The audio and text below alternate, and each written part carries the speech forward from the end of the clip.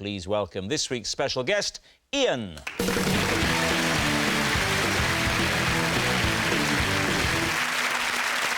So, Claude, what is Ian to you?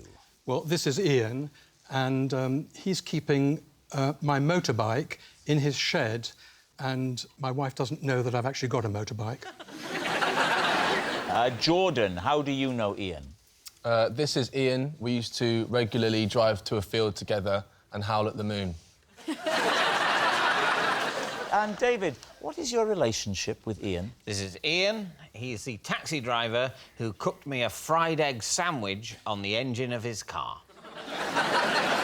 So there we have it. Lee, where do you want to start? Well, we could do with one more, because none of them are sounding very convincing. So, Jordan, why would you bark at the moon? Because full moon, you know, like, that's what you do. Oh, so you would only you don't. You would only do the full moon? Yeah, it'd be a full moon. Where would you do this? A field. How old were you? 4.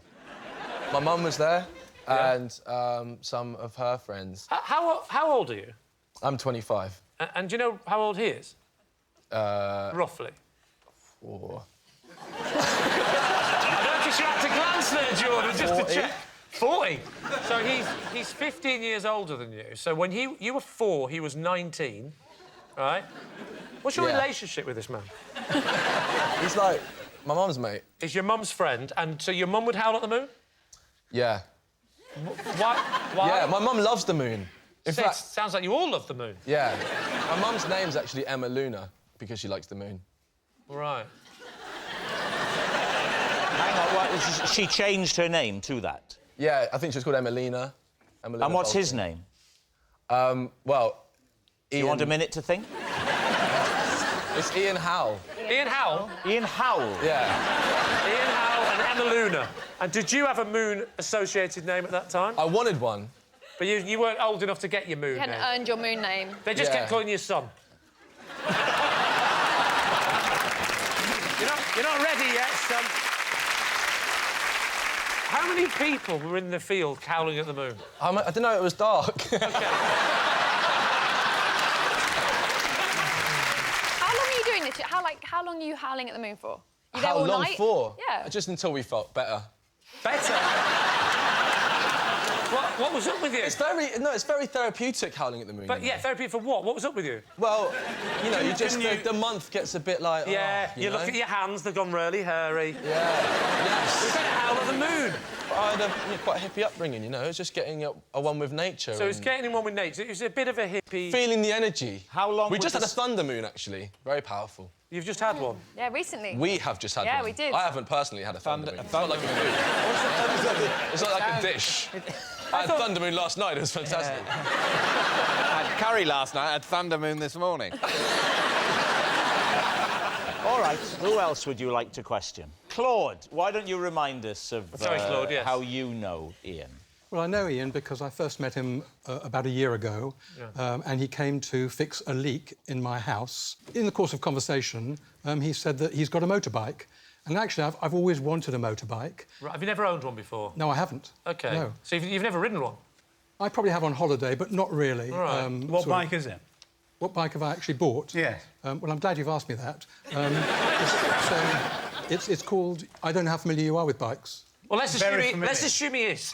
OK. It's called a Fat Boy. Oh, good. Fat boy. It's a Harley Davidson. And when did you take your test?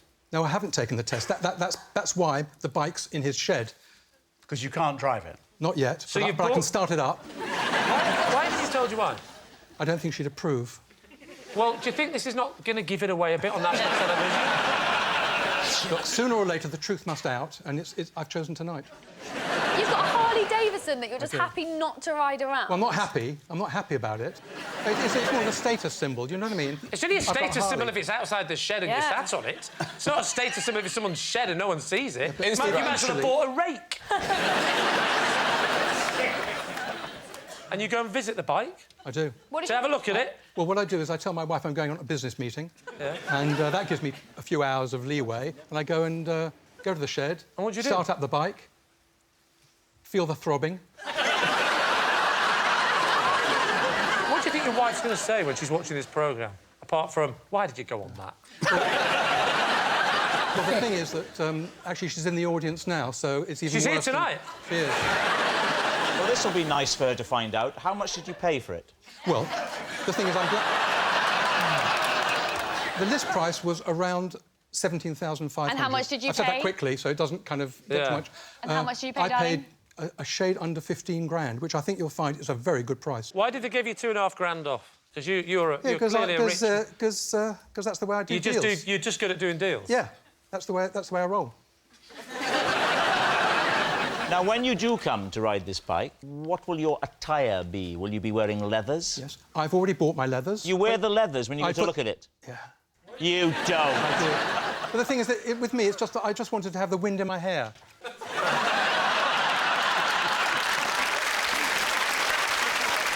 All right, what about David? Remind us again, please, David. This is Ian, and he's the taxi driver who cooked me a fried egg sandwich on the engine of his car. And where were you going from and to? I was going from a holiday home in the West Country, in Cornwall. Your holiday home? No, I temporarily had legal access to the holiday home. Quite a common... I don't know what the name of it in contract law would be, but it's like when you go on holiday to a holiday home, it's not your holiday home, but you're allowed to be there for a bit if you give them money. It's called a rental. Rental. That's right. So you're at a rental home? And then I was leaving it to go to a railway station. What station was it? Bodmin Parkway. You definitely started the word Bodmin, not knowing how that was going to end. And he drove you to Bodmin Parkway? Yes. And when did the fried egg, when did that come out in conversation? Yeah. When we'd arrived at the... You know when you at Bodmin. arrived? But didn't you have a train to catch? Yes, but the train Yes. had been cancelled. Why? And then- Why was it cancelled? I can't remember. But it how does long did you- sometimes... Believe me, that can happen. Could he not just drive you into Bodmin and find a cafe? I think go he's to a camp? proud of his egg-on engine cooking skills. How did he do I it? think Did he have a frying pan on the engine? No. happened? Aluminium foil. So he has this cracked with it him, in. did he? Oh, he didn't have any of this with him. No, no. Yeah. He mimed it. You've got... And where did he find the egg? He had it in the car. He had an egg in the car. Oh, that's weird. I tell you what, he didn't just have one egg. He had, I would estimate, between 3 and 6 Any man Where did he keep these eggs? Yeah. in an egg box. No, but where was the egg box? Was it in the boot? No, I think it was in a bag in the boot. A bag in the boot? Boot, bag, egg box, eggshell, white yolk. You've forgotten everything.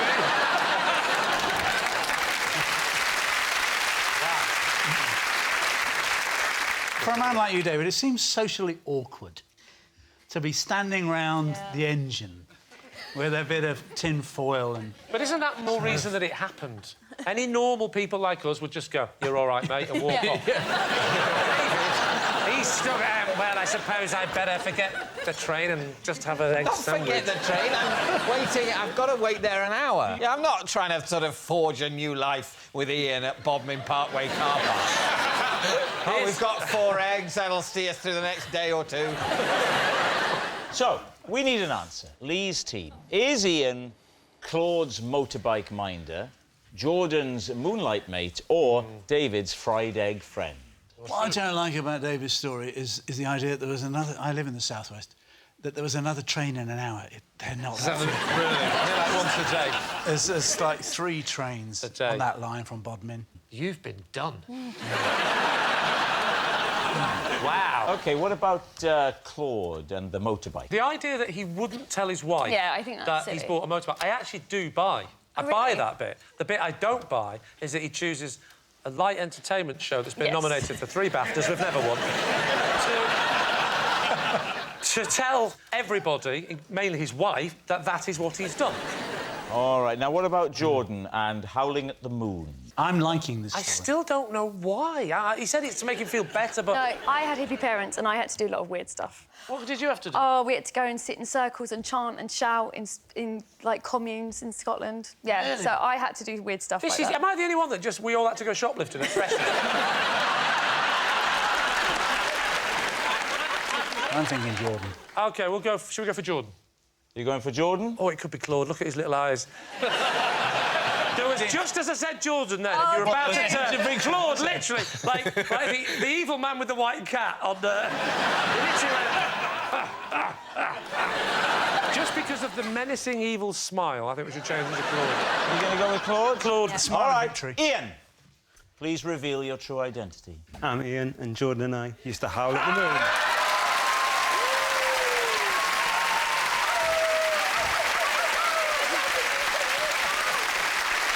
Is he called Ian Howl?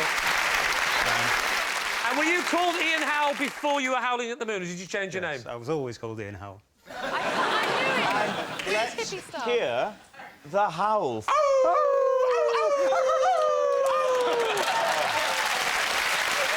Yes, Ian is Jordan's moonlight mate. Thank you very much, Ian. Thank you.